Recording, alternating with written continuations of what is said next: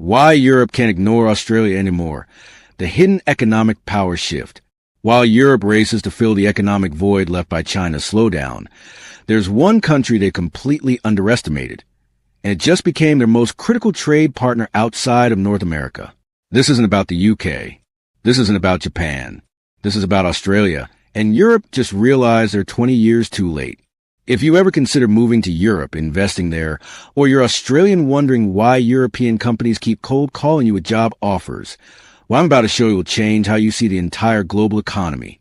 Because Australia's GDP now exceeds Russia and Spain individually, yet European investment there is 60% lower than in Southeast Asia.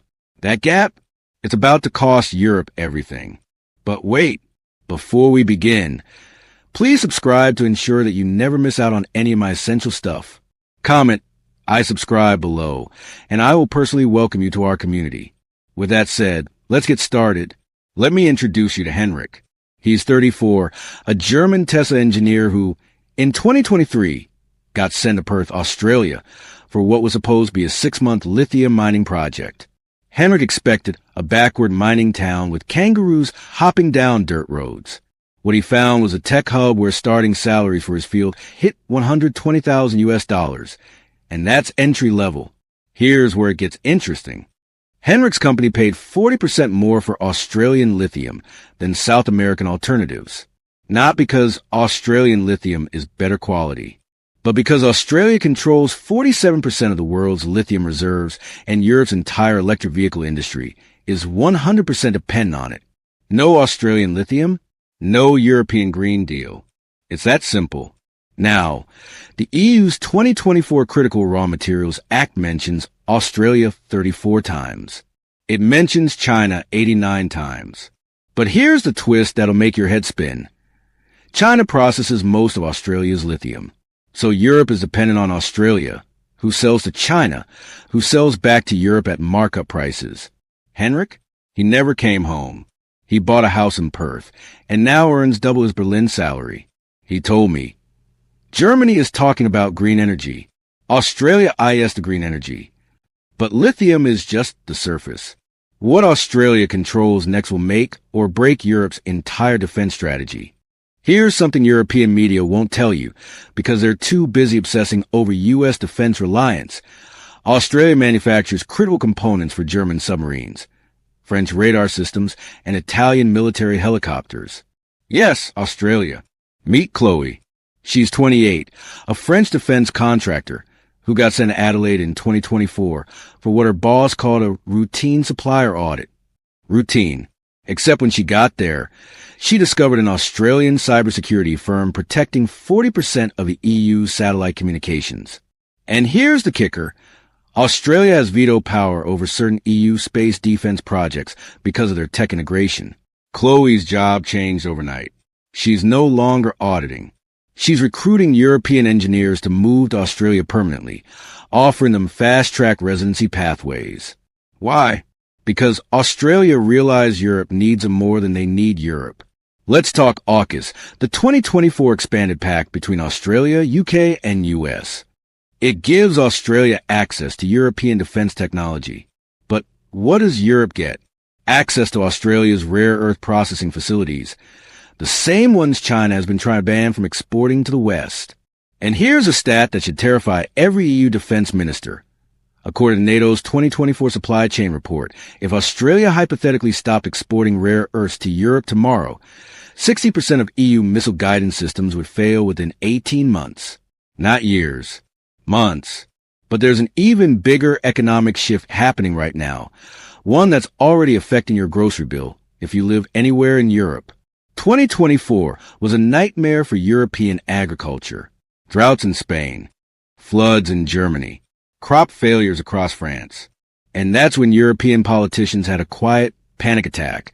They realized they are not food independent at all. Enter Marco, 41, an Italian agricultural investor who flew to Sydney in 2023 to explore what he called minor wheat investments. Minor, except he discovered that Australia supplies 40% of the durum wheat that makes your pasta.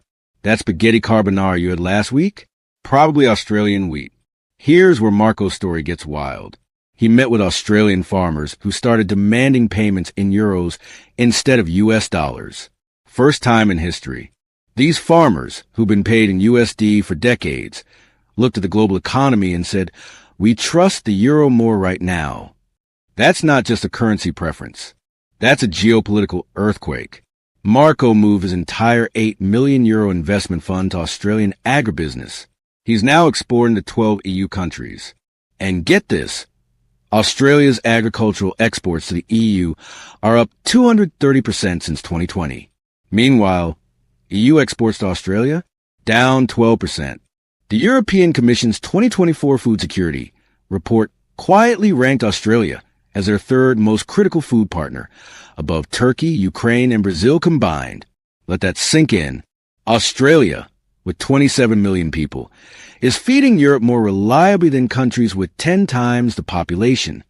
But here's where it gets controversial. Australian farmers are now using this leverage to negotiate trade deals that European politicians are calling economic blackmail. One French minister said off the record, "They're holding our pasta hostage." Australia is using food security as a bargaining chip. And Europe is furious, but powerless. That's when things went from economic dependency to full-blown existential crisis. For 150 years, Europeans migrated to Australia seeking better lives, opportunity, gold rushes, fresh starts. That flow has completely reversed. And nobody's talking about it. In 2024 alone, 67,000 EU citizens applied for Australian skill migration. That's up 340% from 2019. Same year, only 12,000 Australians applied for EU residency. And most of those were retirees seeking Italian countryside villas, not workers. Why the flip? Australia's median wage is now 45% higher than the EU average. Let me show you what that looks like in real life.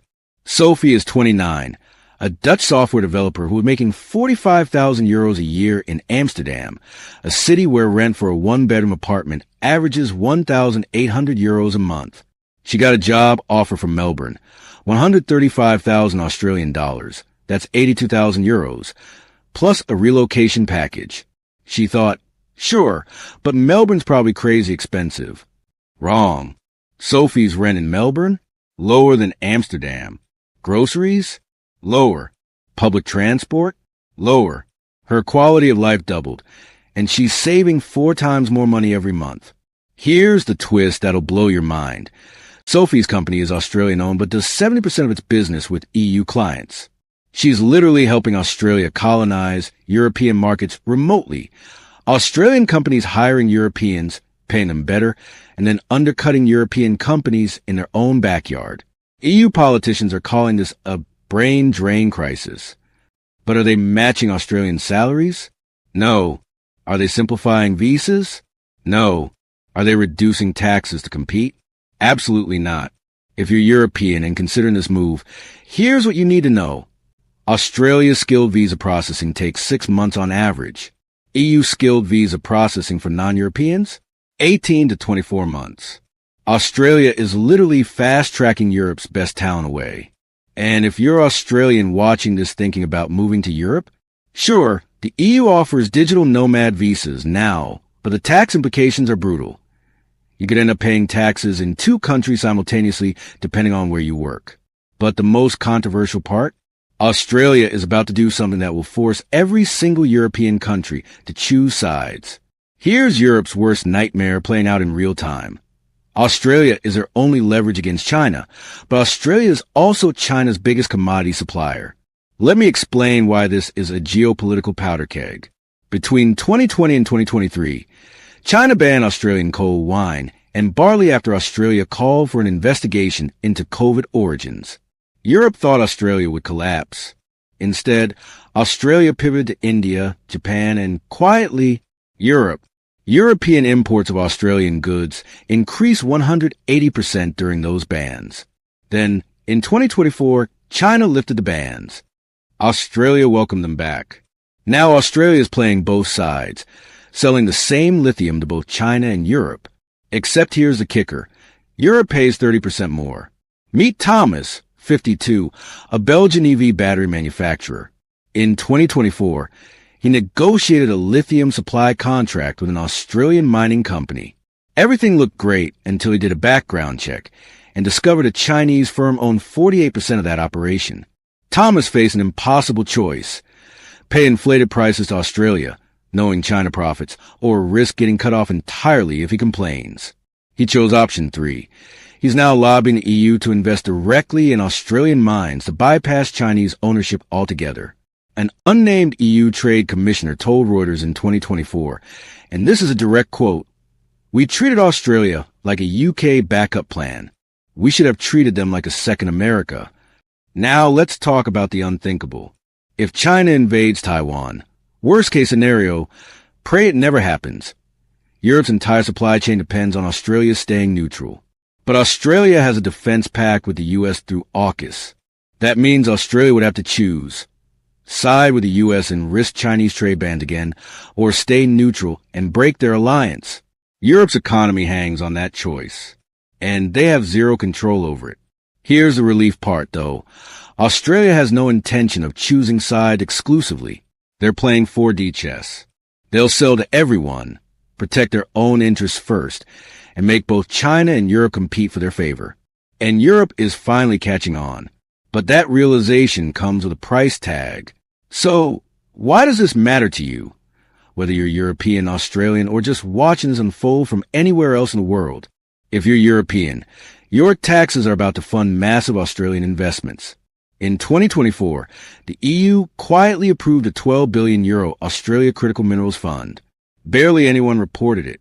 That money is coming from taxpayers to secure lithium, rare earths, and food supplies. Your cost of living is tied to Australia's decisions now.